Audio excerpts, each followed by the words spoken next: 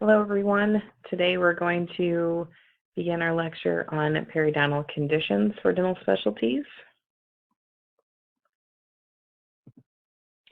So what is periodontics?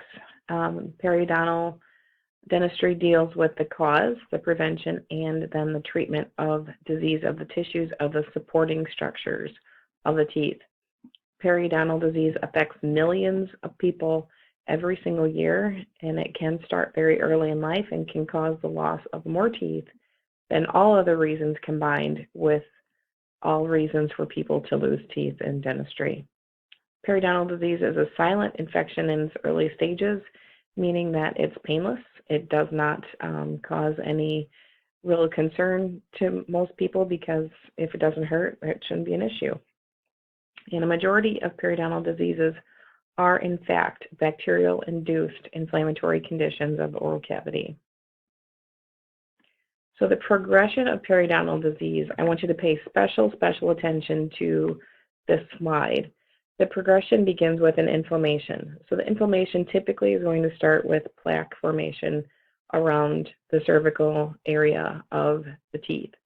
So plaque, if it's left uninhibited to grow, can turn into a hardened calculus deposit. When the calculus is allowed to sit and become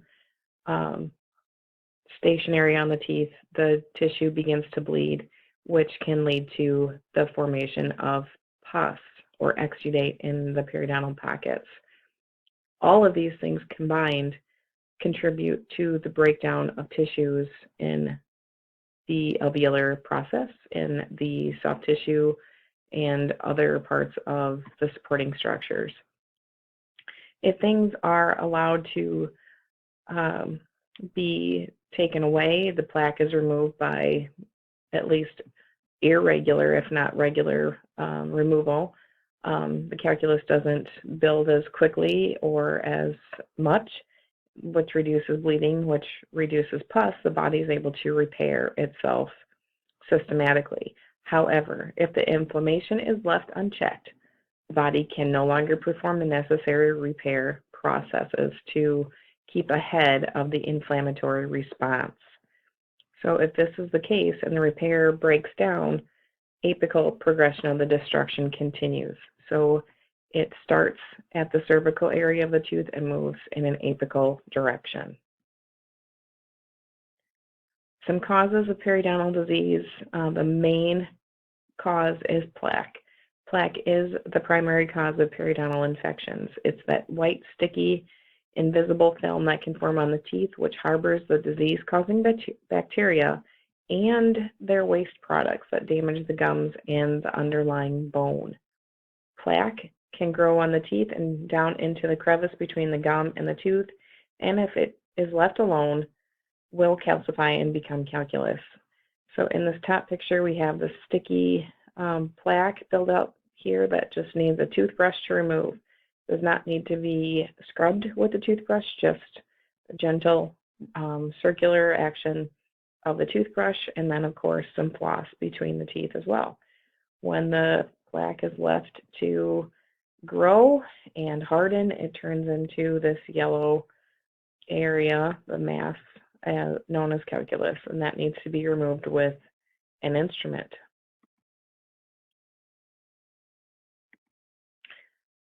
So when the underlying bone is lost, that crevice deepens, causing a pocket. So the crevice we know is called the sulcus.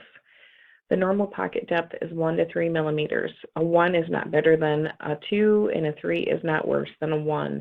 They are all indicative of healthy sulcular space. Pockets are hard to keep clean when they are deeper than 3 millimeters. Periodontal fibers hold the normal gum tissue tightly against the tooth. So if we see in this picture, this tissue is nice and healthy, and it's held nice and tightly against the surface of the tooth structure. In a perio exam, we do a complete medical and dental history. We do an oral examination of the hard and soft tissues. We take radiographs, bite wings, and periapical x-rays, and then we do an occlusal evaluation. We'll talk about that in a little bit. We also are starting to talk more about dietary analysis. What is the patient eating and drinking that is contributing to their periodontal health or unhealth? Periodontal indexes also include the pocket depth, so we take those 6 measurements around the teeth, we look at the bleeding, and we look at any mobility that's present. The pocket depth is done using a periodontal probe. Remember, the normal sulcus reading is between 1 and 3 millimeters. Anything above a 3 is something to be concerned about. Each tooth gets 6 measurements. Again, it's distal buccal, straight buccal, mesial buccal, distal lingual, straight lingual, and mesial lingual for those 6 measurements. The deepest measurement on each surface is recorded. For the gingival examination, we're looking for changes in the color of the tissue. We're looking at the size of it. Is it swollen or puffy? We're looking at the contour. We want it to be knife-like against the surfaces of the teeth, not puffy and rounded. We want the consistency to be strong enough to be able to floss and brush without bleeding. We want the texture to be stippled, not smooth, and we do not want to see bleeding at the gum line at all. So our normal tissue surrounds the tooth in a collar-like fashion, is self-cleansing in form. We talked about that in dental materials, where the tissue is contoured just enough so that the food and debris is able to be removed with muscular action, with toothbrush and so on. It's firm and resistant, tightly adapted to the tooth and to the bone. We want the surfaces of the attached gingiva and interdental papilla to be stippled, which are similar in the look of an orange peel. We want the color of the surface to look healthy, and this color is going to vary according to the individual's pigmentation. The bleeding index is reflective of the severity of the gingival inflammation and can be measured by the amount of bleeding that is observed by the dentist or the hygienist. Several different types of bleeding indexes are used, but all of these indices are based on the principle that healthy gingiva does not bleed. If we see bleeding in our mouth, it is literally our body's red flag to say that we need to get on some sort of treatment regimen to get back to a healthy state of no bleeding. Mobility is an index that knows that the tooth is able to move within its socket, and all teeth have a very small degree of that mobility. But as periodontal issues arise, the increased mobility also raises. So the increased mobility indicates additional periodontal problems. The scale ranges from 0 to 3, where 0 is a normal amount of mobility, stage 1 is slight mobility, stage 2 is moderate mobility, and 3 is extreme mobility. For different types of periodontal disease, we have case type 1 gingivitis. At this point in the progression, inflammation of the gingiva is present. So in this picture, you see that red outline at the cervical area of the teeth. Tissue appears red and puffy. The gingival surface may not be stippled any longer. It's a more smooth appearance. The tissues bleed easily. Periodontal probing is still less than 4 millimeters, so the sulcus is still in a spot where it can repair itself. And there's no alveolar bone loss, and at this point, the condition is not visible on a radiograph because of the bone loss has not yet taken place. Causes of gingivitis is an excess amount of bacteria accumulation, beginning forms of calculus at the cervical area or inadequate restorations causing irritation. Systemic conditions such as diabetes can attribute to gingivitis, and inflammation damage the periodontal fibers, which allows plaque to enter deeper into the sulcus to continue that process, that cycle of inflammation. Some clinical features of gingivitis. It looks like a localized, diffuse, intensely red area on this particular case of tooth number 7 and a dark pink marginal change in the remaining anterior teeth. So we have this localized area here on the lateral incisor, but we also see a darkening, which is indicative of inflammation happening at the gum line here. In this case, we have generalized marginal inflammatory lesions all throughout the oral cavity. So you can see that there's plaque still remaining on this person's teeth, and at this gingival margin throughout the entire oral cavity, there is that darkening inflammatory response of the tissue.